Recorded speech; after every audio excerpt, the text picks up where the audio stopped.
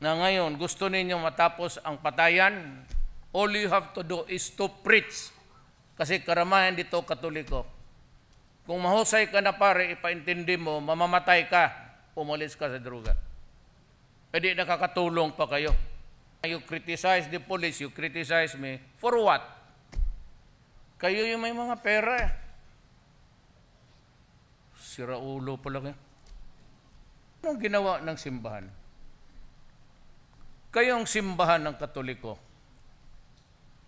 milyon ang kita ninyo linggo-linggo all throughout the Philippines, karaming simbahan. Saan ang pera ng tao? Kami yung pera namin, in-explain namin sa tao.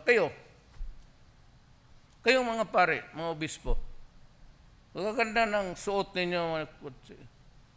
Meron ba kayong isang bahay lang baski 5 kwarto para rehab?